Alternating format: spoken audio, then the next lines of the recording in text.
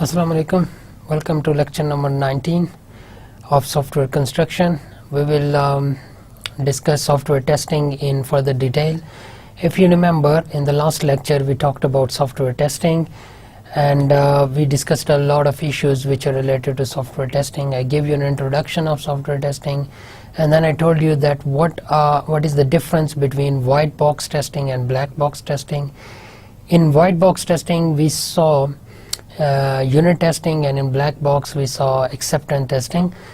Again we will be discussing white box testing, so before moving on to that, let me repeat it for you that white box testing is basically the testing of a system at a very little detail, at every little detail within the system. Like you have to test every class, every function, every method, every statement in the system. And white box means that you should consider system as a white box and you could see in it. Okay, so you can see that how input is going into the system, what is happening to the input, and what output is going out of the system. But if you look at the black box testing compared to this one, in the black box system is like a black box. ठीक है, और उसके अंदर system जो होता है वो बिल्कुल आपको नहीं पता कि अंदर क्या चल रहा है. सो जो इनपुट है वही आउट, आपको सिर्फ इनपुट और आउटपुट उसकी सिर्फ नज़र आती है. तो सिस्टम के अंदर की डिटेल की बात आप नहीं करते. तो हमने देखा ब्लैक बॉक्स टेस्टिंग में एक्सेप्टेंस टेस्टिंग एक अप्रोच है. एक्सेप्टेंस टेस्टिंग का मतलब ये है कि आपने देखना है कि क्या सिस्टम एक्सेप्टेबल है, और सिस्टम के एक्सेप्टेबल होने का एक ही तरीका है कि जो कुछ कस्टमर और जो कुछ क्लाइंट ने शुरू में कहा था आपको सॉफ्टवेयर में डालने के लिए, अगर तो वो आपने उसमें डाला है और इम्प्लीमेंट किया है तो फिर इसका मतलब है कि सिस्टम एक्सेप्टेड है. और इसको चेक करने के लिए आप यही देखते हैं, आपको डिटेल से कोई सरोकार नहीं है कि सिस्टम अंदर कैसे काम कर रहा है. आप सिर्फ इनपुट देते हैं और फिर जो कस्टमर ने कहा था उसके मुताबिक क्या आउटपुट आ रही है. तो मैंने आपको इसका भी बताया था कि आप ये करते हैं कि आप इनपुट के लिए टेस्ट केसेस बनाते हैं, फिर आप एक्सपेक्टेड आउटपुट देखते हैं और ऑब्टेन्ड आउटपुट देखते हैं. एक्सपेक्टेड ये होती है कि ये पर्टिकुलर इनपुट देने के बाद सिस्टम को ये काम करना चाहिए, ये हो गया एक्सपेक्टेड. ऑब्टेन्ड है कि सिस्टम कर क्या रहा है, एक्चुअली में क्या कर रहा है, वो ऑब्टेन्ड है. तो फिर एक्सपेक्टेड और ऑब्टेन्ड को आप आपस में कंपेयर करते हैं.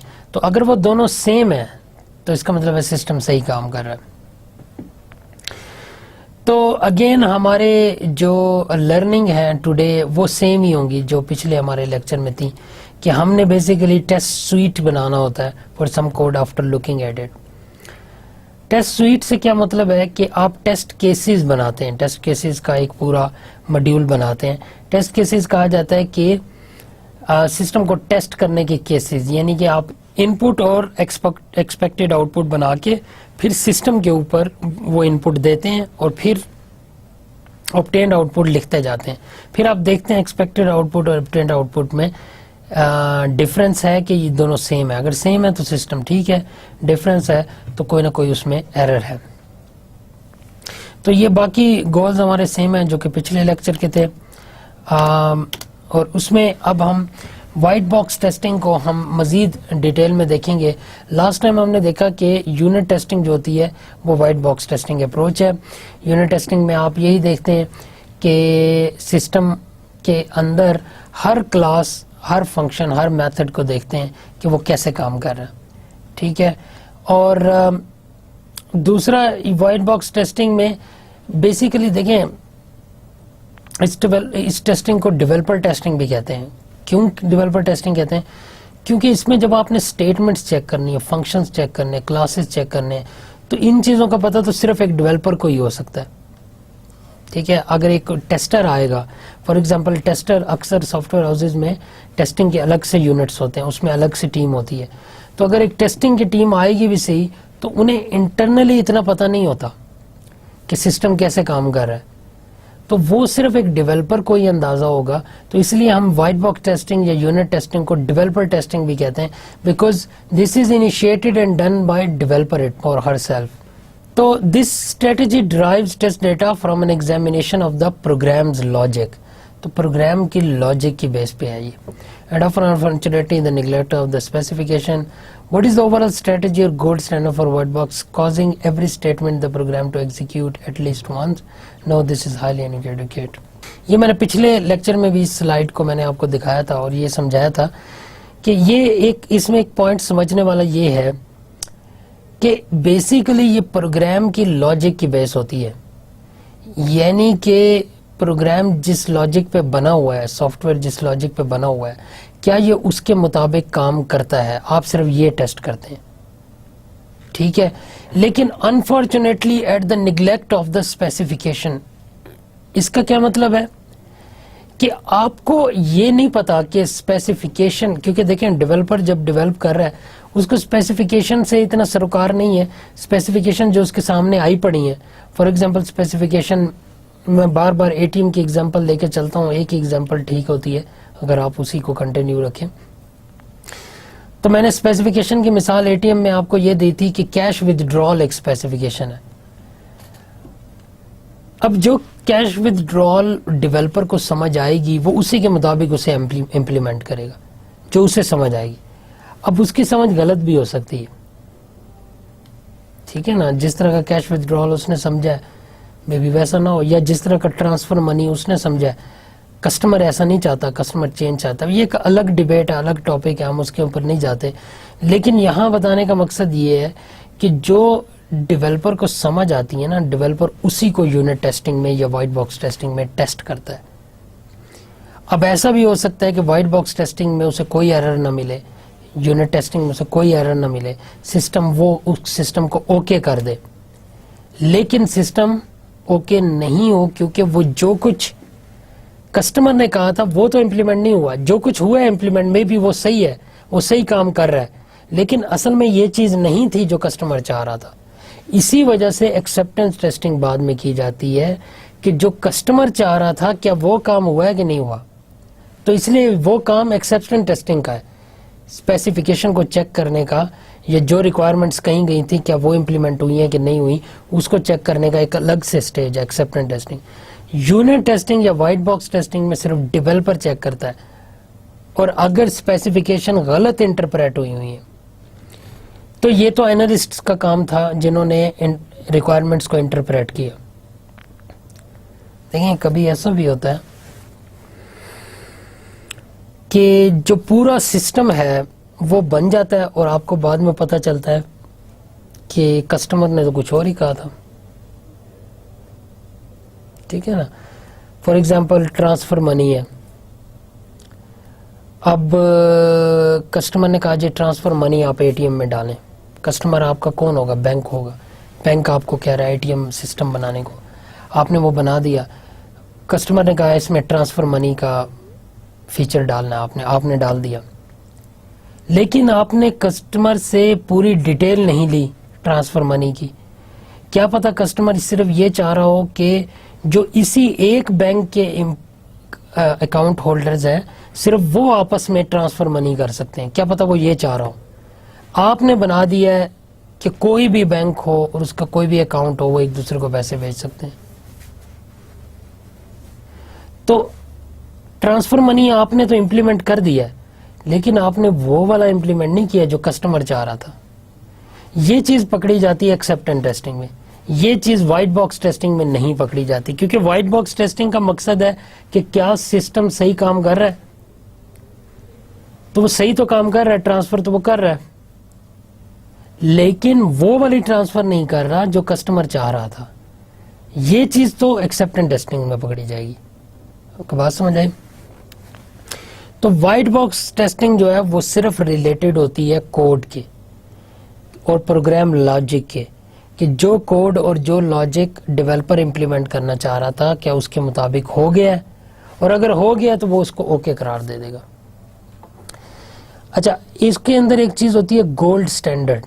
Gold standard for white box, वो गोल्ड स्टैंडर्ड होता है कि एग्जॉस्टिव पाथ टेस्टिंग करनी है. एग्जॉस्टिव कहा जाता है जो कि हर एंगल से की जाए, उसको एग्जॉस्टिव कहा जाता है. एग्जॉस्टिव पाथ टेस्टिंग का मतलब है आप हर पाथ को टेस्ट करें. पाथ क्या चीज है, मैं अभी आपको पाथ की एक एग्जांपल दूंगा कंट्रोल फ्लो ग्राफ दिखा के। पाथ कहा जाता है एक स्टेटमेंट से आप दूसरे स्टेटमेंट पर जाते हैं, दूसरे स्टेटमेंट तीसरे, अब उसके बाद आ जाता है इफ एल्स। इफ एल्स पे आपके दो पाथ हो जाते हैं, एक जो इफ पे जाएगा और एक एल्स पे जाएगा, वो भी हम दिखाते हैं। तो हर पाथ को इसी तरह कई इफ एल्स हो सकते हैं, बात समझ रहे हैं सिस्टम में।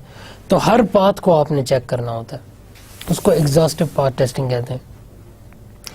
A gold standard for white box testing: if you execute white test cases all possible paths of control flow through the program, then possibly the program has been completely tested. तो अगर आप हर path को check करेंगे ना, तो इसका मतलब है कि शायद आपने सिस्टम को completely टेस्ट कर लिया और वो ठीक है। इसको कहा जाता है गोल्ड स्टैंडर्ड। गोल्ड स्टैंडर्ड का मतलब exhaustive path testing gold standard है। Testing all possible paths of control flow is not enough to prove correctness in a white box. So how can this be a gold standard? लेकिन सारे paths check करना तो complete testing नहीं होता ना।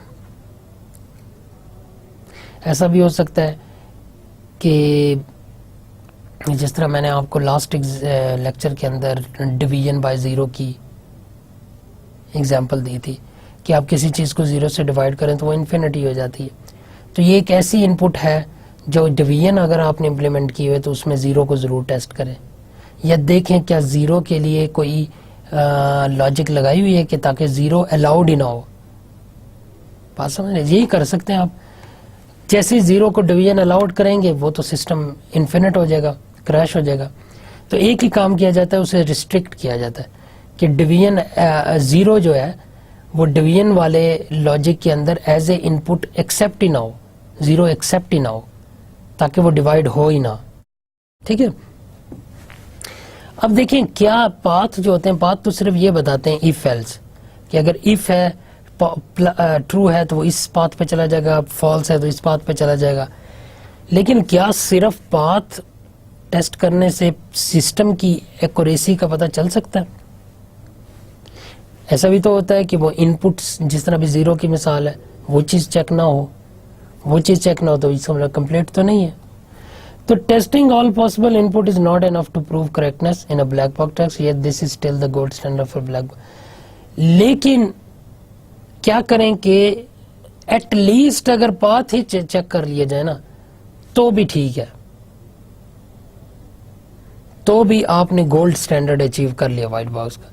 क्योंकि black box का gold standard है कि अगर आप ऑल पॉसिबल इनपुट्स चेक कर लें,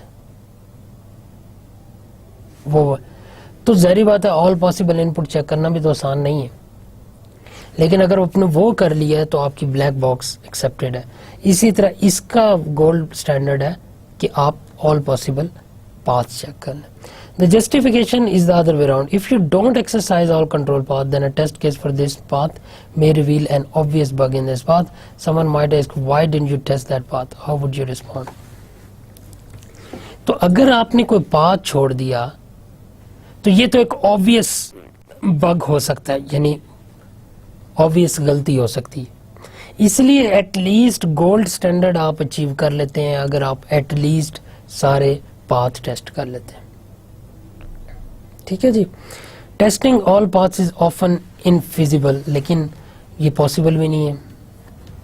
ठीक है, कभी कभी ऐसा होता है मिलियंस ऑफ लाइंस का कोड है और उसके अंदर हजारों पाथ है। ठीक है, हजारों पाथ्स को आप कैसे टेस्ट करेंगे? The gold standard for black box testing is almost always infeasible.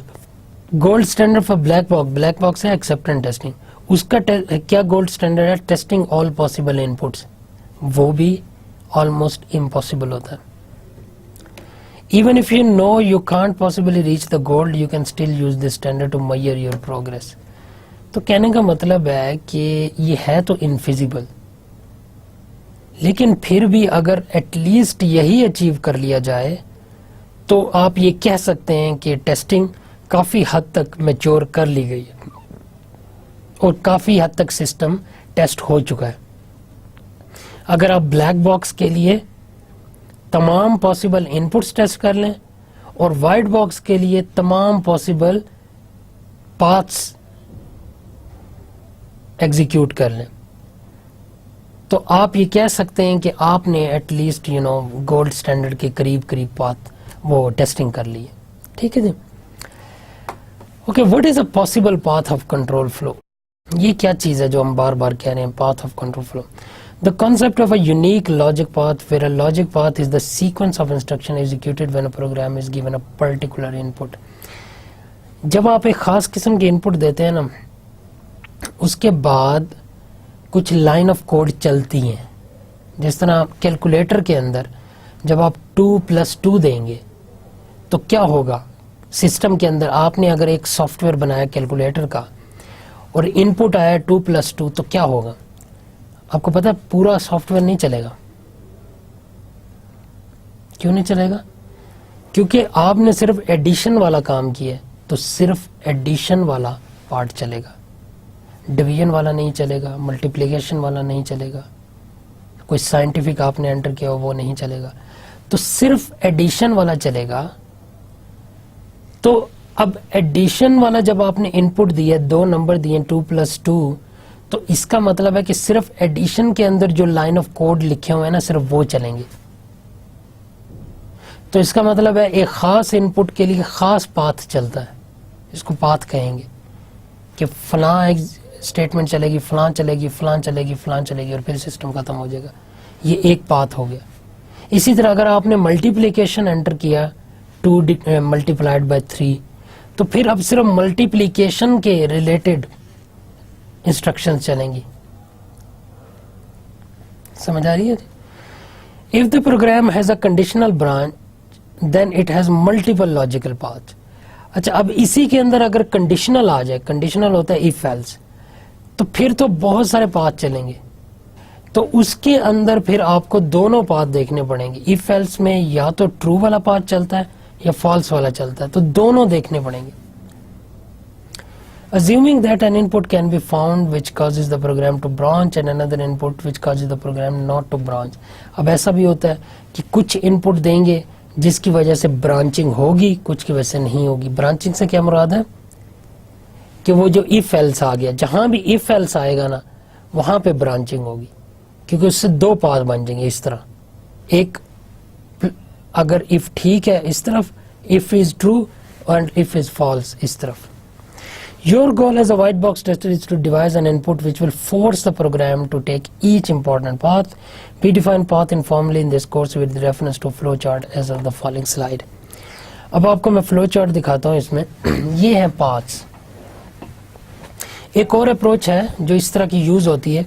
अभी हम सिंपल अप्रोच को देख रहे हैं जो कि आपको फ्लो चार्ट की मदद से मैं दिखा रहा हूँ, लेकिन एक और अप्रोच इसी यूनिट टेस्टिंग के अंदर यूज होती है जिसके अंदर आप फॉर्मल पाथ्स बनाते हैं, जिसको साइक्लोमेटिक कॉम्प्लेक्सिटी कहते हैं।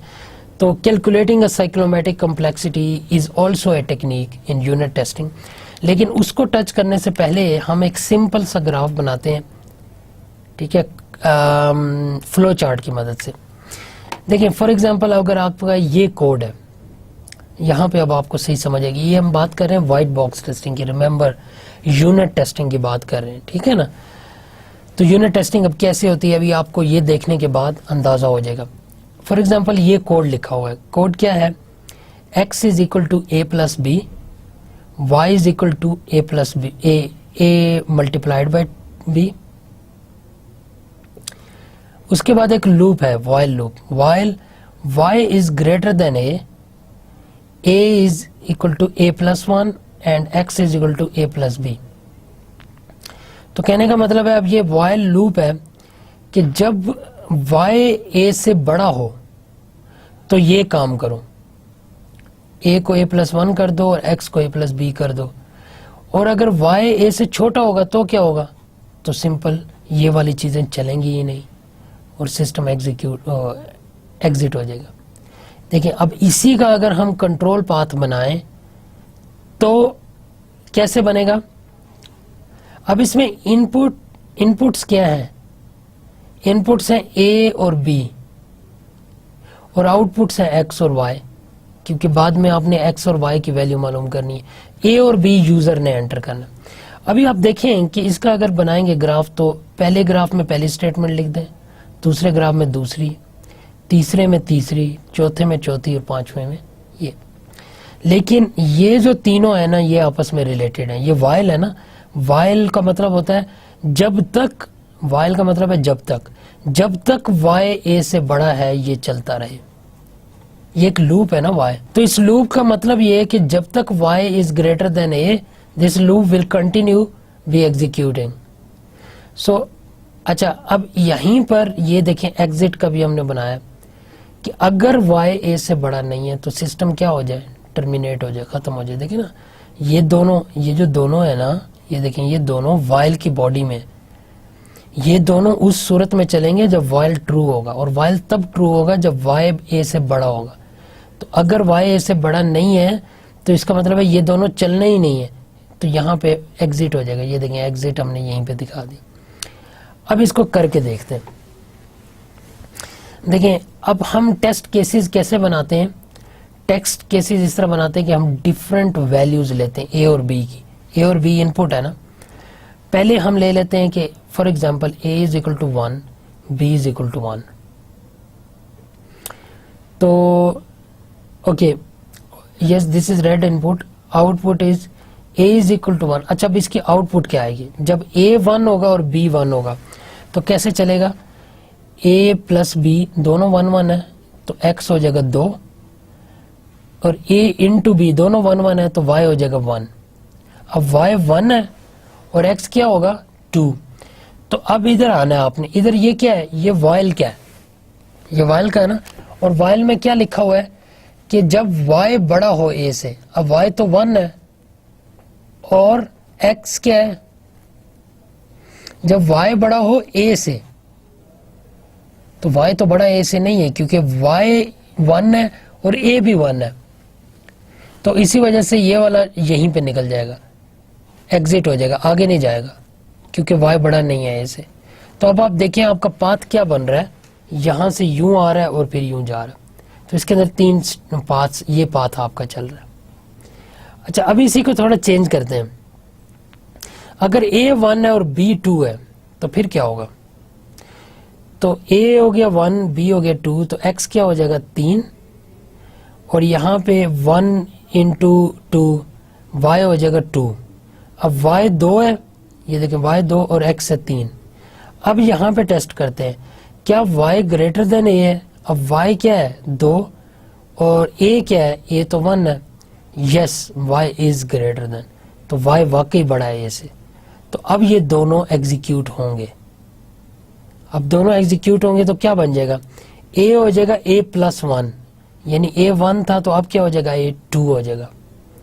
याद रखना है y 2 है, अब a भी 2 हो गया। और नीचे देखिए x क्या हो रहा है a प्लस b, तो a plus b 1 plus 2 3, x हो जाएगा 3। अब ये वापस स्टेटमेंट इधर आएगी। वापस क्यों आएगी, क्योंकि ये लूप है। लूप का मकसद यही होता है कि अगर ये वैल्यू ट्रू है तो ये दोनों एग्जीक्यूट करो, और एग्जीक्यूट करने के बाद वापस आओ, वापस आके दोबारा चेक करो क्या दोबारा y बड़ा है इसे। अगर दोबारा भी बड़ा है तो फिर जाओ, फिर इन दोनों को चलाओ और फिर वापस आओ। तो अभी हम देखते हैं a क्या हो चुका है, a 2 हो चुका है, तो हम वापस आएंगे तो वापस देखेंगे y क्या है, y भी 2 है, और a क्या है, a भी 2 हो चुका है। तो अब ये एग्जीक्यूट नहीं होगा, अब ये दोनों नहीं चलेंगे, तो अब ये बाहर चला जाएगा। तभी देखें इसका पाथ क्या बन रहा है, यहाँ नीचे आया, ये पूरा चलाया, वापस गया, वापस इसने वाइल को देखा और फिर बाहर निकल गया। तो ये पाथ है इसका, समझ आ रहा है। अब दोबारा देखते हैं एक और देखते हैं। तो अगर हम a को 1 कर दें और b को 3 कर दें फिर क्या होगा, यहाँ पे 1 प्लस 3 x बन जाएगा 4, ये देखें x 4 हो गया, और 1 इंटू 3 y बन जाएगा 3, ये देखें y 3 बन गया। अब क्या y a से बड़ा है, चेक करते हैं y a से बड़ा है, तो y क्या है 3 और a क्या है 1, यस बड़ा है। अब जब यस है तो ये दोनों चलेंगे, तो ये चलेगी, ये देखें a प्लस 1, यानी y a क्या है a 1 है तो 1 प्लस 1, a अब 2 हो जाएगा, x कितना हो जाएगा 2 प्लस b कितना है 3, 2 + 3 5, x 5 हो जाएगा और फिर while पे चला जाएगा। अब while की a क्या है, a is 2, y क्या है, y 3 है, अभी भी y a से बड़ा है, तो इसका मतलब है दोबारा ये दोनों स्टेटमेंट्स चलेंगी, दोबारा चलेंगी। तो a 2 हो चुका था, 2 + 1 3, तो अब a क्या हो जाएगा 3, और यहाँ क्या हो जाएगा 3 + 3 6, x 6 हो जाएगा। याद रखें अब a 3 हो चुका है और x 6 हो चुका है। अब दोबारा से जब जाएगा while, क्योंकि मैंने आपको कहा था while चलता रहेगा जब तक ये वाली स्टेटमेंट जब तक रॉन्ग नहीं होती। अच्छा, अब a हो चुका है 3, अब ये दोबारा देखेंगे क्या y a से बड़ा है, y क्या है 3 और a भी कितना हो चुका है 3, तो क्या 3 3 से बड़ा है, नहीं बड़ा, 3 3 के बराबर होता है ना, बड़ा तो नहीं होता। तो अब ये बड़ा नहीं है, तो ये क्या हो जाएगा एग्जीक्यूट, बाहर चला जाएगा, अब ये वाली नहीं चलेंगी। तो अब देखें ये वाला पाथ किस तरह बना है, ये इस तरह नीचे आया, फिर ऊपर गया while में, दोबारा नीचे आया, फिर ऊपर गया और फिर बाहर चला गया। तो ये देखें ये इसका पूरा पाथ बना। इस तरह बेसिकली आप पाथ्स बना के इन चीजों को देखते हैं। So this was the example of white box testing कि हमने उसके अंदर किस तरह पाथ बनाए। अब मैंने आपको शुरू में भी बताया था कि यूनिट टेस्टिंग में एक और टेक्निक यूज होती है साइक्लोमेटिक कॉम्प्लेक्सिटी। अभी हम थोड़ा सा उसको देखेंगे कि वो क्या चीज़ है। उसके अंदर दोनों तरह की चीज़ें यूज़ होती हैं। पहली बात तो ये है कि आप कंफ्यूज हो जाएंगे अगर आपने दो पैटर्न्स देखे साइक्लोमेटिक कॉम्प्लेक्सिटी में। एक उसमें यूज़ होता है फ्लो चार्ट और एक यूज़ होता है फ्लो ग्राफ। इनमें थोड़ा सा स्लाइटली सा डिफरेंस है। वो डिफरेंस सिर्फ इसकी नोटेशंस के अंदर है बेसिकली। फॉर एग्जांपल अगर ये एक फ्लो चार्ट है, उसकी हम एग्जांपल देखें कि ये यहाँ से शुरू होता है 0। अच्छा, अब इसके अंदर डायमंड बॉक्सेस जो होते हैं ना, वो ये बताते हैं कि अगर इसके अंदर कोई इफ एल्स है तो देखें ये इफ एल्स है, अगर तो इफ है तो नीचे आ जाना है टू स्टेटमेंट पे, और अगर एल्स है तो ये बाहर चले जाना है। ठीक है, और उसके बाद देखें ये कोड के ऊपर बनाया जाता है। जिस तरह का कोड होता है ना, उसको देख के ये भी इस तरह के डायग्राम बनाई जाती है। अब इस डायग्राम को देखते हुए आप बता सकते हैं इसके अंदर कितने इफ एल्स हैं। देखें ये एक इफ एल्स ये लगा हुआ है, एक ये है और एक ये है। और इफ एल्स की वजह से ही नए पाथ बनते हैं। पाथ का मतलब ये होता है, जिस तरह अभी हमने पाथ बना के दिखाया आपको कि आप इस पाथ पे आए, अगर ये ट्रू है तो इधर गए, फिर इधर गए, फिर अगर ये ट्रू है तो इधर गए और इधर गए और इधर गए। अब देखें इधर हम बिल्कुल नहीं गए क्योंकि 3 ट्रू था तो ट्रू पे इधर चला गया। फॉल्स होगा तो इधर चला जाएगा, और अगर फॉल्स होगा तो फिर इसका मतलब है ये वाले नहीं चलेंगे। ठीक है ना, तो इधर से इधर चले गए और ये फिर इस तरह चलता रहा। तो ये जो डायमंड बॉक्स है ये आपको बताता है इफ इट इज ट्रू और फॉल्स। ठीक है, सिंपल फ्लो ग्राफ भी यही चीज है, सिर्फ उसमें फर्क इतना होता है कि फ्लो ग्राफ में वो जो इफ एल्स को है ना, उसके अलग से डायमंड सिंबल नहीं है, बल्कि सिंपली आप जो उसको डिस्टिंग्विश करने के लिए बाकी स्टेटमेंट से उसको आप सिर्फ डबल बॉर्डर्ड कर देते हैं। तो ये देखें ये डबल बॉर्डर, ये वाला ये भी इफ एल्स है, ये भी इफ एल्स है। ठीक है, तो ये तो हो गया फ्लो चार्ट और फ्लो ग्राफ। अब जो साइक्लोमेटिक कॉम्प्लेक्सिटी में आपको पढ़ाऊंगा वो इन दोनों में बनाई होती है। अक्सर अगर आप इंटरनेट पे जाएंगे और उनकी एग्जांपल देखने की कोशिश करेंगे तो वो इन दोनों टेक्निक्स को यूज करते हुए बनाई हुई है। Okay, cyclomatic complexity provides a quantitative measure of the logical complexity of a program. तो बेसिकली साइक्लोमेटिक क्या बताती है आपको, quantitative measure of the logical complexity. ये आपको कॉम्प्लेक्सिटी के मतलब बताते हैं। कॉम्प्लेक्सिटी का मतलब ये है कि इस सिस्टम की कितनी कॉम्प्लेक्सिटी है, कॉम्प्लेक्स कितना है ये। कॉम्प्लेक्स से मुराद क्या है, जिसके अंदर जितने इफ एल्स ज्यादा होंगे सॉफ्टवेयर में वो उतना ही कॉम्प्लेक्स कंसीडर होगा। यानी इन अदर वर्ड्स, जिस सॉफ्टवेयर के अंदर जितने ज्यादा पाथ्स होंगे वो उतना ही कॉम्प्लेक्स होगा। जैसे कि मैं इसकी एग्जांपल दूं तो इसके अंदर 3 लॉजिकल बॉक्सेस हैं, यानी कि 3 इफ एल्स हैं। तो 3 इफ एल्स की वजह से देखें कितने डिफरेंट पाथ बन गए। अगर एक भी इफ एल्स ना होता तो फिर क्या बनता, फिर ये एक स्ट्रेट लाइन बनती इस तरह 1 2 3 4 5 6 7 8 9 10, दैट्स इट। ये पाथ जो बन रहे हैं ना, ये देखें, ये यहाँ से यहाँ चला गया, यहाँ से यहाँ, ये सिर्फ इफ एल्स की वजह से कि अगर ये वाला if y is greater than a तो ये चले जाए, if y is not greater than a तो ये चले जाए। बात समझे? So basically it defines the number of independent paths. तो ये इंडिपेंडेंट पाथ्स का बताता है। Cyclomatic complexity provides an upper bound for the number of tests that must be conducted to ensure all statements have been executed at least once, can be computed three ways. The number of regions, अच्छा इसके अब फार्मूले हैं complexity मालूम करने के। एक तो फार्मूला ये है, एक कॉम्प्लेक्सिटी को डिनोट किया जाता है VG से, ठीक है। इस VG का मतलब है साइक्लोमेटिक कॉम्प्लेक्सिटी। तो is equal to E minus n+2 where E is the number of edges and n is the number of nodes। इसका क्या मतलब हुआ? E is the number of edges, ये edges हैं, ये देखिए, ये एक edge है, ये दूसरा edge है, ये तीसरा, ये चौथा। और nodes कौन से होते हैं? ये nodes हैं, ये nodes हैं, ये nodes हैं, ये nodes हैं, nodes।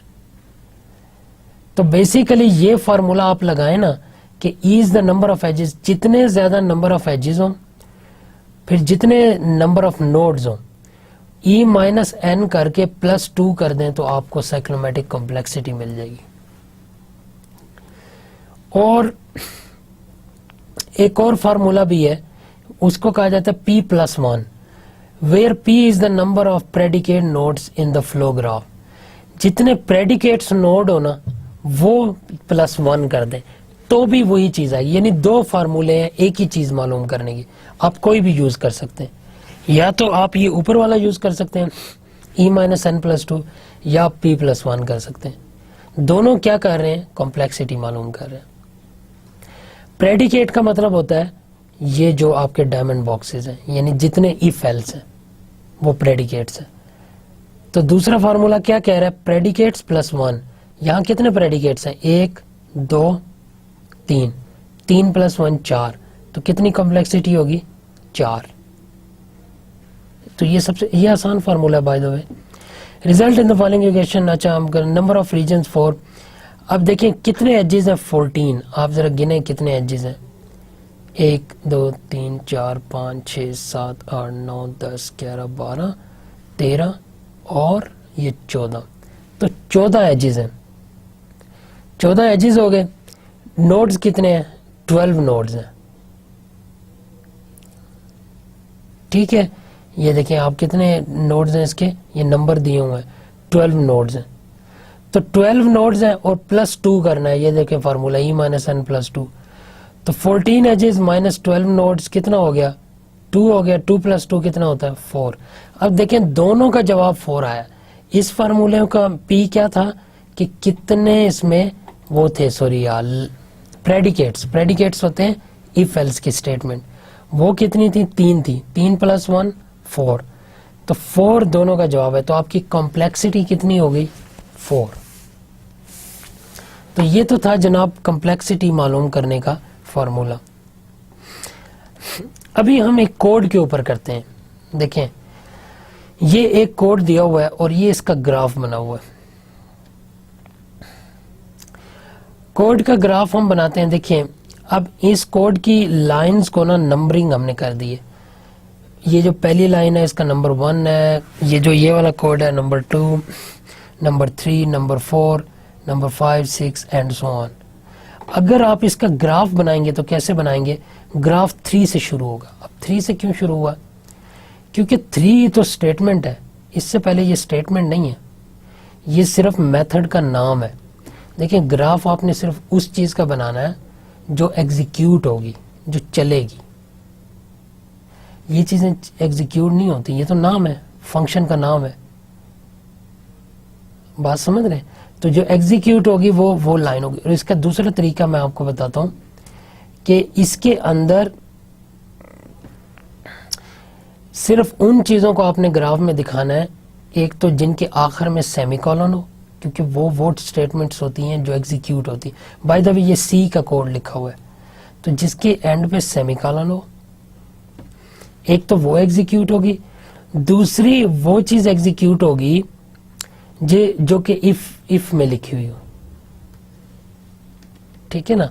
ये जो नाम होता है ना ये एग्जीक्यूट नहीं होता।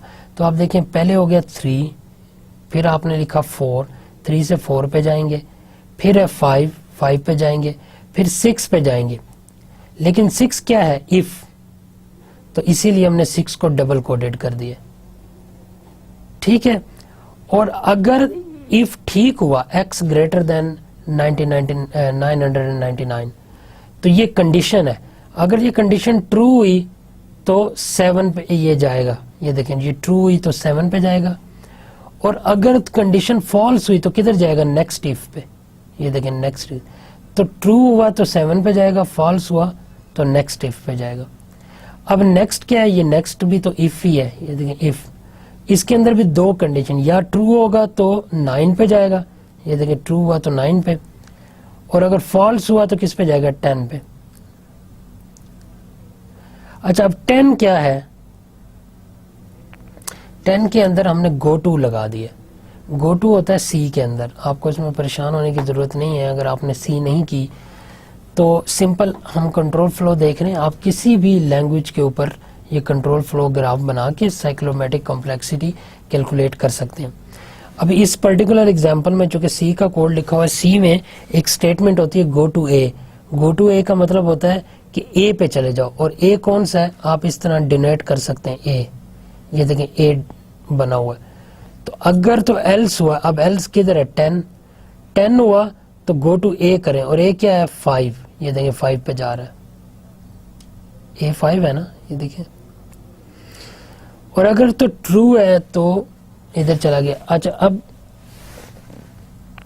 ये यहीं पे गो टू ए चला जाएगा, और अगर तो हम इधर 8 से यस पे आएंगे तो पहले 9 पे आएंगे, वो तो हमने कर लिया था। और 9 अगर हुआ तो 9 क्या लिखा हुआ है, गो टू बी, और बी क्या चीज है, बी एक और इफ है, ये देखें यहाँ पे आ गया, ये एक और इफ है जो कि 11 नंबर पे पड़ा है, तो 11 आ गया। अच्छा अब चूंकि ये भी इफ है, ट्रू होगा तो 12 पे जाएगा, ये देखें 12, और अगर फॉल्स होगा तो किधर जाएगा, 13 पे। 13 क्या है, गो टू ए, तो 13 भी दोबारा ए पे जा रहा है। ए क्या चीज है, 5। बात समझ आ रही है। अब इसके बाद ये देखें 12 के बाद किधर जाना था, गो टू सी। 12 खुद बता रहा है कि गो टू सी। सी क्या चीज है, 14, तो ये देखें 12 से 14 के बाद क्या चीज आएगी, 15, ये देखें 15 ऑटोमेटिकली आ गई। और उसके बाद क्या आएगी, 16। अच्छा अब 15 क्या कह रहा है, गो टू ए, ये देखें 15 भी गो टू ए। अच्छा अब ये डी, ये कहां से आएंगी, 16 और 17, ये उसी सूरत में आएंगी जब 6 पे जो इफ लगा हुआ था, ये देखें 6 पे इफ, वो अगर ट्रू हो गया, वो ट्रू हो गया तो क्या है, 7 पे जाएं। 7 क्या चीज है, गो टू डी। डी किधर है, डी 16 है, तो ये देखें 7 से आप 16 पे चले जाएंगे, और 16 से 17 पे चले जाएंगे, तभी आपका प्रोग्राम खत्म हो जाएगा। तो ये आपने एग्जाम्पल बनाया। अब आप मुझे ये बताएं कि क्या इस कंट्रोल फ्लो ग्राफ को देखते हुए आप बता सकते हैं इसकी कॉम्प्लेक्सिटी क्या है, सोचें जरा। अब उसको मालूम करने के हमारे पास दो फार्मूले थे। एक था e-n+2, जिसमें e एजेस को कहा जाता है, n नोड्स को कहा जाता है, ठीक है। और दूसरा हमारे पास फार्मूला था p+1। अब p+1 जो था वो था प्रेडिकेट्स +1। प्रेडिकेट्स कहा जाता है इफ एल्स को। तो इसमें कितने इफ एल्स हैं, 1 2 3, 3 + 1 4, तो इसकी कॉम्प्लेक्सिटी कितनी है, 4। अब आपका काम है कि दूसरे फार्मूले को, ये जो दूसरा फार्मूला e-n+2, उसको अप्लाई करके ज़रा इसकी मालूम करें, उसे भी 4 आना चाहिए। आप एजेस गिने और फिर नोड्स गिने, ठीक है। चले आगे चलते हैं। A sample function to diagram and analyse, एक और अगर हम करते हैं, ठीक है। ये दो करवाने का मकसद यही है कि आपको साइक्लोमेटिक कॉम्प्लेक्सिटी पे कमांड हो जाए। इसके अंदर देखें अगेन, ये भी 3 से स्टार्ट होता है, और इसके बाद ये देखें 3 पे ये स्टेटमेंट है, उसके बाद आता है 4। 4 हो जाता है वाइल। अब चूंकि वाइल है, देखिए ना सिर्फ आप इफ एल्स को प्रेडिकेट कंसीडर करेंगे बल्कि वाइल को भी प्रेडिकेट कंसीडर करेंगे, फॉर को भी प्रेडिकेट कंसीडर करेंगे, डू वाइल को भी प्रेडिकेट कंसीडर करेंगे। ठीक है, जिसके अंदर भी कंडीशन आती है उसको प्रेडिकेट कहा जाता है। कंडीशन, ये देखिए ये कंडीशन चेक हो रही है, x is less than equal to y into y. तो ऐसी सूरत में जहां कंडीशन चेक होगी उसको प्रेडिकेट कहा जाएगा, और जो भी प्रेडिकेट वाली होगी उसको हमने डबल बार से शो करवाया हुआ है। तो ये देखें 3 के बाद 4 है तो 4 वाइल है, तो वाइल भी एक डबल बार है। अब वाइल में से भी 2 पाथ निकलेंगे, या तो जब तक ये ठीक है तो वाइल स्टार्ट हो रहा है यहाँ से, 5 से स्टार्ट हो रहा है वाइल बेसिकली, तो 5 तो बेसिकली करली ब्रैकेट है, 6 से स्टार्ट हो रहा है और 6 से लेकर कहाँ तक जा रहा है, इस ब्रैकेट तक। ठीक है ना, और इससे बाहर ये 20 है। तो कहने का मतलब है जो ही वाइल जो होगा, अगर जो ही वाइल फॉल्स होगा, यानी वाइल जब नहीं चलेगा फॉल्स होगा, तो आप डायरेक्ट कौन सी स्टेटमेंट चलाएंगे, 20। ये देखें यही चीज यहां पे दिखाई हुई है, 4 में से एक पाथ जा रहा है 20 को, और अगर 4 जो है, 4 क्या चीज है, वाइल है, और अगर 4 ट्रू है तो कौन सी स्टेटमेंट चल रही है, 6। ये देखें 4 के बाद 6, और अगर 4 फॉल्स है तो किधर जा रहा है, 20 पे, यहां पे आ रहा है। तो जनाब आप 6 पे आए, लेकिन 6 इटसेल्फ क्या है, इफ के अंदर आप देखें तो इफ के अंदर 2 प्रेडिकेट्स हैं और आपने दोनों प्रेडिकेट्स को दिखाना। ये थोड़ा सा कॉम्प्लिकेटेड है, देखें इफ के अंदर एंड लग गया ना, क्योंकि ये एक प्रेडिकेट की बात होती है। जब 2 प्रेडिकेट्स आ जाएं, ये देखिए ये एक प्रेडिकेट ये है और एंड ये है, यानी दोनों को कंप्यूट करना है और फिर उनका एंड निकालना है। ऐसी सूरत में ये प्रेडिकेट अलग होगा, ये प्रेडिकेट अलग होगा। इसी वजह से हमने इसको 2 लाइनों में लिख के इनको अलग अलग नंबर दिए, 6, 7। तो ये 6 का प्रेडिकेट है और फिर 7 का प्रेडिकेट है। अगर ये दोनों फॉल्स हुए, 6 भी फॉल्स हुआ, 7 भी फॉल्स हुआ, तो आप आएंगे 12 पे। और अगर ये दोनों ट्रू है तो किस पे जाएंगे आप, 9 पे जाएंगे। ठीक है, ये देखें 9, और फिर आप 10 पे जाएंगे। 10 के बाद आप किस पे जाएंगे, 11 को तो कंसीडर ही नहीं करेंगे ना, 11 एक करली ब्रैकेट है। अब मैंने आपको कहा था सिर्फ वो वाली स्टेटमेंट यहाँ पर आएंगी ग्राफ के अंदर जो एग्जीक्यूट होती हैं और जिनके आखिर में सेमी कॉलन लिखा होता है या जो प्रेडिकेट्स होती हैं, सिर्फ आपने उनको करना है। तो आप 10 से फिर कहाँ आएंगे, 18 पे। ये देखें 18 यहाँ है, क्योंकि ये वाला पार्ट तो सारा एल्स इफ का है, और एल्स तब होगा जब आप 12 पे आएंगे।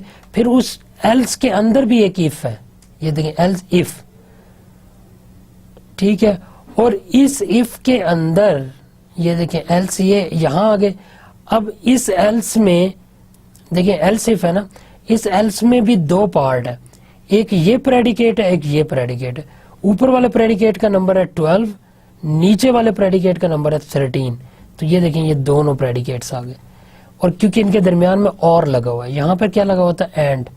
यहाँ पे भी 2 प्रेडिकेट्स थे इफ में, यहाँ पे भी इफ में 2 हैं, लेकिन दोनों के दरमियान में यहाँ आ रहा है, वहाँ एंड है। एनीवे आपको तो दोनों ही शो करने पड़ेंगे, 12 और 13।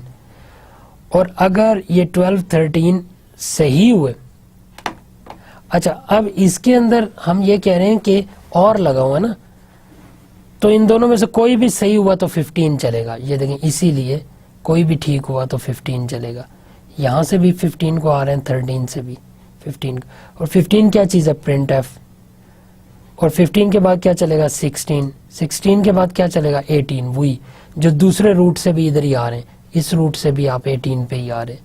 फिर 18 के बाद ऑफ कोर्स 18 के बाद आपका ख़त्म हो जाएगा वाइल लूप। और जैसे ही ये ख़त्म होगा वाइल लूप, तो 18 के बाद आप कहाँ जाएंगे, दोबारा से ऊपर वाला वाइल चेक करने जाएंगे। ये ऊपर वाला भी तो वाइल चल रहा है, और ये वाइल चलता रहेगा चलता रहेगा चलता रहेगा। जैसे ही वाइल गलत होगा, यानी रॉन्ग होगा, फॉल्स होगा, तो यहाँ से आप कहाँ आएंगे, 20 पे। तो ये वाला जो एरो है ना ये वाइल को दिखा रहा है। अब आपको ग्राफ समझ आया। अब इसकी कॉम्प्लेक्सिटी बताएं, इसकी कॉम्प्लेक्सिटी। अब मैं फिर वही करूंगा कि आपको P+1 वाले फार्मूले को से कैलकुलेट करके बताऊंगा कि इसमें कितने प्रेडिकेट्स हैं, 1 2 3 4 5, तो कॉम्प्लेक्सिटी कितनी होगी 6। ठीक है, और इसको अगर आप दूसरे तरीके से कैलकुलेट करने की कोशिश करें तो इसके एजेस कैलकुलेट करें, 1 2 3 4 5 6 7 8 9 10 11 12 13 14 15 और ये 16 और ये 17 आपके एजेस हो गए। नोड्स गिने, नोड्स आपके हैं 1 2 3 4 5 6 7 8 9 10 11 12 13 आपके नोड हैं। ठीक है, तो 13 आपके नोड हैं, 17 आपके एजेस हैं। तो फार्मूला क्या है, E minus N, edges minus nodes, 17 minus 13 कितने हो गए 4 4 + 2 6। देखिए वही चीज निकल आई है, तो इसका 6 कॉम्प्लेक्सिटी निकली है। और अगर आप सिंपल फार्मूले से कैलकुलेट करना चाहते हैं तो वो ये है कि प्रेडिकेट्स के नंबर गिन लें, 1 2 3 4 5, उसको +1 कर दें 6, तो 6 कॉम्प्लेक्सिटी है आपकी। अब ये हम मालूम क्यों कर रहे हैं, ये मैंने आपको शुरू में भी बताया था। हम ये देखना चाह रहे हैं कि कौन सा सिस्टम कितना कॉम्प्लिकेटेड है। अभी आप इस कोड को देखें और पीछे वाले इस कोड को देखें तो इसकी कॉम्प्लेक्सिटी कितनी थी, 1 2 3 4 कॉम्प्लेक्सिटी थी, और इसकी कितनी है 6।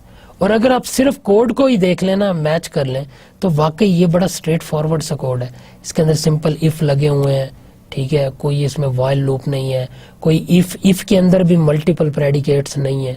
लेकिन अगर आप इसको देखें इसमें वाइल भी है, एल्स इफ भी है, इफ भी है, ठीक है, और मुख्तलिफ प्रेडिकेट्स हैं, डबल प्रेडिकेट्स हैं। तो इसलिए इसकी कॉम्प्लेक्सिटी भी ज्यादा आ रही है, तो ये उससे ज्यादा कॉम्प्लेक्स है। बताने का मकसद सिर्फ ये होता है कि कौन सा सिस्टम ज्यादा कॉम्प्लेक्स है। तो आप सिर्फ कॉम्प्लेक्सिटी का नंबर देख के बता सकते हैं कि ये दूसरे सिस्टम से ज्यादा कॉम्प्लेक्स है। जिस तरह की इसकी कॉम्प्लेक्सिटी लेवल है 6, प्रीवियस का था 4। अच्छा, अब ये है कि हम अब दोबारा वापस आते हैं टेस्टिंग के ऊपर कि टेस्टिंग कब खत्म करनी चाहिए।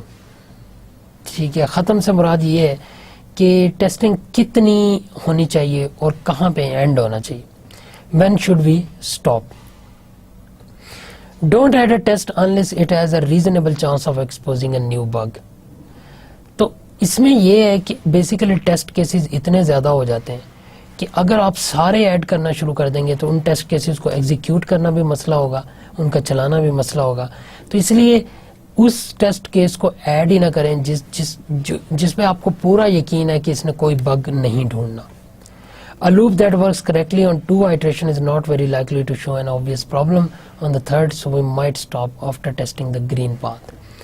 अब जिस तरह एक लूप होता है, लूप को अगर आप टेस्ट कर रहे हैं, लूप होता है ना, वाइल लूप है, ठीक है, या फॉर लूप है, अगर वो 2 आइट्रेशन पे सही काम कर रहा है तो बस ठीक है, उसको मजीद देखने की जरूरत नहीं है। तो ये वो गाइडलाइंस हैं कि आपको टेस्टिंग कितनी करनी चाहिए। तो एक तो ये हो गया कि अगर तो आपको पता चल जाए कि यार ये ठीक आ रहा है तो उसको मजीद टेस्ट करने की जरूरत नहीं है। A problem, we don't know what this program is supposed to do, so how can we choose a correct set of output values each for our test case in this example? This example is a extreme form of white box in which there is no specific aside from the code we are looking at. अगर आपको नहीं पता कि ये programme क्या या इसकी expected output क्या होगी, तो ऐसी सूरत में उस चीज को आप एक्सेप्टेंस टेस्टिंग पे छोड़ दें, ब्लैक बॉक्स टेस्टिंग पे छोड़ दें, अगर आपको इसका ना पता हो। In regression testing, we gain confidence that the current version of a system has the same behavior as prior version. Regression testing में तो वही होता है ना कि अगर एक आपने मॉडिफिकेशन की है टेस्टिंग करने के बाद, तो उस मॉडिफिकेशन की वजह से कोई प्रॉब्लम नहीं आना चाहिए, तो वो टेस्टिंग होती है। तो इसमें यही है कि रिग्रेशन टेस्टिंग हमें कॉन्फिडेंस देती है कि अगर किसी टेस्टिंग की वजह से, कोई मॉडिफिकेशन की वजह से गलती नहीं आ रही, कोई चेंजेस नहीं हुई, तो फिर हमारा सिस्टम ठीक है. Regression testing is very useful when you are porting a program to a new system. Does it work on the same way on both system. कभी कभी रिग्रेशन टेस्टिंग इसलिए भी होती है कि जब आप एक सिस्टम को एक प्लेटफॉर्म से उठा के दूसरे प्लेटफॉर्म पे लगा रहे हो, तो उसमें आप रिग्रेशन टेस्टिंग दोबारा से करें. रिग्रेशन टेस्टिंग भी ब्लैक बॉक्स टेस्टिंग होती है, ठीक है, यानी आप सिर्फ इनपुट देखते हैं और उसके आउटपुट को जज करते हैं, ठीक है. तो कहने का मतलब है रिग्रेशन टेस्टिंग ना सिर्फ उस सूरत में आप करें जब आप कोई मॉडिफिकेशन करें, बल्कि उस सूरत में भी करें जब आप सिस्टम को एक जगह से उठा के दूसरी जगह लगा रहे हैं. तो हो सकता है कि उस जगह से उठा के दूसरी जगह लगाने के दौरान कुछ चेंजेस आए. Regression testing is also useful when confirming that recent changes to a program haven't reintroduced a bug. ये सबसे बड़ी इसकी बेनिफिट होता है कि क्या चेंजेस जो हमने किए हैं सिस्टम में उसकी वजह से कोई नया बग तो नहीं आ गया, नया एरर तो नहीं आ गया. यही होता है regression testing. If you test a path, can you conclude that there are no bugs on a path you have tested? Of course not, but let's list some reason why we may miss some bugs, then think about whether we can write test cases to cover these.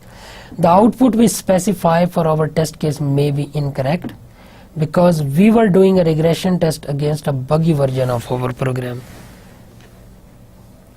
देखिए कभी कभी ऐसा भी है कि आप एक test कर रहे हैं और आपको पता ही नहीं है कि उसका एक्सपेक्टेड आउटपुट क्या आना है. उस सूरत के अंदर हमेशा कंफ्यूजन ही रहेगी. For example, because we were doing a regression test against a buggy version of, कि अगर आप रिग्रेशन टेस्टिंग ही बगी वर्जन के ऊपर कर रहे हैं, यानी उस वर्जन के ऊपर कर रहे हैं जिसके अंदर बग्स मौजूद है, तो उस सूरत में तो आप कभी भी सही रिग्रेशन टेस्टिंग नहीं कर सकते. आपने रिग्रेशन टेस्टिंग करनी होती है कि जब बग निकाले हैं, फिर बग को रिमूव करके उसके अंदर चेंजेस किए, उस चेंजेस वाले वर्जन के ऊपर अब आपने रिग्रेशन टेस्टिंग करनी. अगर आप पुराने पे ही रिग्रेशन टेस्टिंग करेंगे तो उस रिग्रेशन टेस्टिंग का फायदा तो नहीं आएगा. बात समझ रहे हैं? नए पे करना. Because we interpreted the specification carelessly.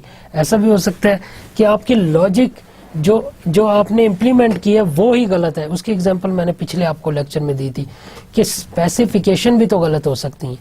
जो आपने रिक्वायरमेंट इम्प्लीमेंट करने की कोशिश की है वो भी तो गलत हो सकती हैं. आपने बात को समझा ही सही नहीं है, या डेवलपर ने जिस चीज को इम्प्लीमेंट किया है वो उसने उसको समझा ही सही नहीं है, स्पेसिफिकेशन में गलती है. और because the specification was not clear. Specification होता है जो आप फंक्शन डाल रहे हैं, जिस तरह कैलकुलेटर के फंक्शन क्या होंगे, प्लस माइनस मल्टीप्लिकेशन डिवीजन, ये स्पेसिफिकेशंस है. तो जो स्पेसिफिकेशन ही आपने गलत समझी है, जिस तरह की डिवीजन डालनी है, अगर आपको डिवीजन का मतलब ही नहीं आता, डिवीजन का मतलब होता है तकसीम, अगर आपको तकसीम करने का मतलब नहीं आता या स्पेसिफिकेशन के अंदर तकसीम करने का मतलब गलत लिखा है, तो आप तो गलत ही इंप्लीमेंट करेंगे ना उसे, और करेंगे गलत, वो लॉजिकल एरर होगी. लेकिन दो चीजें होती है, लॉजिकल एरर और code related error. Logical error तब होगी जब स्पेसिफिकेशन में गलती होगी, यानी स्पेसिफिकेशन से मुराद ये है कि आपने सिस्टम को सही समझा ही नहीं, क्या सिस्टम आप इंप्लीमेंट करने जा रहे हैं. तो ऐसी सूरत में तो आप कभी भी सही टेस्टिंग नहीं कर सकते. What can we do to decrease the number of incorrect test cases we write. Incorrect test cases भी हो सकते हैं कि आपने टेस्ट केसेस लिखे हैं और वो ही गलत लिखे, तो उसमें क्या कर सकते हैं आप. तो उसमें बेसिकली आप ये कर सकते हैं कि आप मेक श्योर करें कि जो टेस्ट केसेस लिखे जा रहे हैं वो स्पेसिफिकेशन के साथ मैचिंग है. जो कुछ कस्टमर ने कहा था इम्प्लीमेंट करने को उसके मुताबिक टेस्ट केसेस लिखे हुए, तो तब तो आप इस पे कंट्रोल कर सकते हैं. There may be data sensitive calculation in the path and we are only testing a single point of what may be a very non linear function. अच्छा, अब आप for example, if the path contains x is equal to a plus b but it should contain x is equal to a multiplied by b. Our case won't reveal the error if our test input has a 0, a0 और b0. देखें, अगर आपका a भी 0 है, b भी 0 है, तो आपने लिखना ये था a मल्टीप्लाइड बाय b, लेकिन आपने लिख दिया a प्लस b. अब गलती तो आपने कर दी है, लेकिन क्या आपका इनपुट इसको फाइंड कर सकता है? यानी जो आपका यूनिट टेस्ट है, क्या इस गलती को फाइंड कर सकता है? दोबारा से मैं बताता हूँ, आपने लिखना था a मल्टीप्लाइड बाई b, आपने प्रोग्राम में लिख दिया a प्लस b। क्या आपका यूनिट टेस्ट इसको फाइंड कर सकता है? अब देखें, यूनिट टेस्ट में इसीलिए कहा जाता है कि मुख्तलिफ इनपुट से चेक करो, क्योंकि अगर आपने सिर्फ एक इनपुट से चेक किया और वो इनपुट थी a0 और b0, जरा इन दोनों पे a0 और b0 लगा के देखें, 0 प्लस 0 0, 0 इंटू 0 0, तो x 0 आ रहा है इन दोनों केसेस में। और अगर आपका एक्सपेक्टेड रिजल्ट 0 है तो आप कहेंगे जी जबरदस्त, फंक्शन तो सही बना हुआ है। लेकिन फंक्शन सही नहीं बना हुआ, आपने a इंटू बी बनाना था, लेकिन आपने फंक्शन a प्लस बी बनाया। चूंकि आपने सिर्फ एक इनपुट टेस्ट केसेस पे चेक किया, तभी आपको पता चल गया कि जी ये तो एक ही जवाब आ रहा है, तो ये ठीक है। लेकिन जैसे ही आप किसी और इनपुट पे चेक करेंगे तो फिर ये जवाब आपको सही नहीं मिलेगा। कैसे? चूंकि आपने ये इंप्लीमेंट करना है ना, तो आपका एक्सपेक्टेड रिजल्ट क्या होगा? अगर a 1 और b 0, तो आपका एक्सपेक्टेड रिजल्ट क्या होगा? एक्सपेक्टेड रिजल्ट होगा x इज इक्वल टू 1, क्योंकि x इज इक्वल टू 0 होगा आपका एक्सपेक्टेड रिजल्ट। कैसे? a 1 है और b 0 है, 1 इंटू 0 0, तो x शुड बी 0। लेकिन आपने चूंकि गलती से a प्लस बी लिख दिया प्रोग्राम में, तो जवाब अब आपको क्या आ रहा है? a इज इक्वल टू 1 और b 0, तो 1 प्लस 0 1, तो जवाब आपको 1 आ रहा है, और होना जवाब क्या चाहिए? 0। यहीं पे आप गलती पकड़ लेंगे, आप कहेंगे ये तो एक्सपेक्टेड आउटपुट नहीं आ रही, तो फिर आप जाके कोड चेक करेंगे, और जैसे ही कोड चेक करेंगे आपको गलती का पता चल जाएगा कि बेसिकली आपने a और b को मल्टीप्लाई करना था, लेकिन आपने तो प्लस लिख दिया। देखिए, ये गलती आपने पकड़ी है दूसरे टेस्ट केस में, जिसके अंदर a को 1 का है और b को 0 का। पहला टेस्ट केस जो था a 0 और b 0, उसने तो इसको सही करवा दिया था, इस गलती को उसने आपसे ये गलती नहीं पकड़ी आपके लिए। इसीलिए कहा जाता है कि आप ज्यादा इनपुट्स करेंगे। Should we write more test cases for path with data sensitive? तो इसका मतलब है डेटा सेंसिटिव कंपटीशंस के लिए आपको ज्यादा टेस्ट केसेस लिखने चाहिए। The computation on this path may be non-deterministic. If a program is multi-threaded, then the value computed on one path may depend greatly on what path another thread is following and on how far along that path other thread has already moved. Do you understand multi-threading? अगर आपने multi-threading पढ़ी है, जिस तरह मैंने पढ़ाई थी आपको, उसके अंदर दो थ्रेड अलग अलग काम कर रहे होते हैं, ठीक है, और वो डेटा शेयर कर रहे होते हैं। अगर आप पिछले लेक्चर को उठा के देखें, मैंने आपको बताया था कि अगर एक से ज़्यादा थ्रेड है तो मल्टी थ्रेड के अंदर डेटा शेयर हो रहा होता है। जब डेटा शेयर हो रहा है तो अब देखें कि अब अगर आपने डेटा को चेंज कर दिया या जो कंप्यूटेशन हो रही है एक थ्रेड के अंदर वो डेटा को चेंज करेगी, तो डेटा तो दूसरे थ्रेड को भी शेयर हो रहा है, यानी दूसरा थ्रेड भी उसी डेटा को यूज कर रहा है। और अगर आपने एक थ्रेड में कोई इस तरह की, ये देखें, ये जिस तरह की कंपटीशन हुई है, उसके अंदर कोई मैथमेटिकल आपने कंपटीशन कर दी और वो गलत कर दी, तो उसकी वजह से डेटा चेंज हो जाएगा, डेटा गलत हो जाएगा, और वही डेटा दूसरे थ्रेड को यूज हो रहा है, तो फिर इसका मतलब है दूसरे थ्रेड को भी गलत डेटा मिलेगा। तो कहने का मतलब है जब मल्टी थ्रेडिंग होती है तो उसके अंदर फिर आपको, जब आप डेटा में कोई आपको इनपुट देंगे तो फिर आप दोनों थ्रेड्स को चेक करेंगे कि क्या इनपुट देने की वजह से अगर डेटा चेंज हुआ है तो दोनों थ्रेड्स में वो चेंजेस नजर आ रही हैं और उसकी वजह से दोनों थ्रेड पे कोई मसला तो नहीं हुआ। तो मल्टी थ्रेडिंग में आपको ये डबल टेस्ट केसेस बनाने पड़ेंगे दोनों थ्रेड्स के हवाले से या मल्टीपल थ्रेड के हवाले से। ठीक है जी, तो ये तो थे जी कुछ इश्यूज जो इसके अंदर आ सकते हैं टेस्टिंग के अंदर। आज के हमारे लेक्चर का टाइम यहीं ख़त्म होता है। आज के लेक्चर में हमने जो जो पढ़ा उसको मैं थोड़ा सा रिपीट कर देता हूँ कि हमने सॉफ्टवेयर टेस्टिंग को थोड़ा सा मज़ीद डिटेल में देखा। उसके अंदर मैंने आपको बताया कि आप यूनिट टेस्टिंग कैसे कर सकते हैं, फिर मैंने बताया कि एग्जॉस्टिव पाथ टेस्टिंग कैसे होती है, आप पाथ्स कैसे बना सकते हैं। पाथ्स के लिए मैंने आपको दो टेक्निक्स बताई, उसके अंदर कंट्रोल फ्लो ग्राफ है, ठीक है, और उसके अंदर आपका फ्लो चार्ट है, ठीक ठीक है। फ्लो चार्ट की मदद से आप सिंपल सा बना सकते हैं, कंट्रोल फ्लो ग्राफ की मदद से भी सिमिलर बनता है, सिर्फ नोटेशन का फ़र्क होता है। फिर आपने कोड का किस तरह से ग्राफ बनाना है मैंने आपको वो बताया। फिर इन द एंड मैंने आपको साइक्लोमेटिक कॉम्प्लेक्सिटी एक टेक्निक होती है कि आप उससे कोड का ग्राफ बना के ये देख सकते हैं कि उसके अंदर कितने पाथ्स आ रहे हैं और उन पाथ्स में कितनी कॉम्प्लिकेटेड पाथ्स हैं। तो आप फिर उन कॉम्प्लिकेटेड पाथ्स का एक साइक्लोमेटिक कॉम्प्लेक्सिटी फार्मूले के तहत कॉम्प्लेक्सिटी मालूम कर सकते हैं, और जिसकी कॉम्प्लेक्सिटी ज़्यादा होगी वो वाला कोड उतना ही कॉम्प्लेक्स होगा। तो हमने वो चीज़ें देखी, और फिर हमने उसके कुछ थोड़े से इश्यूज देखे कि आपको टेस्टिंग कितनी करनी चाहिए और किस मौके पे आपको टेस्टिंग के अंदर ज़्यादा टेस्ट केसेस बनाने चाहिए। तो ये था आज का हमारा लेक्चर, और ये थे उसके अंदर जो डिफरेंट इश्यूज। तो आज का लेक्चर हमारा यहीं पे ख़त्म होता है। नए लेक्चर में नए टॉपिक के साथ दोबारा हाजिर होंगे। तब तक के लिए इजाज़त दीजिए। अल्लाह हाफ़िज़।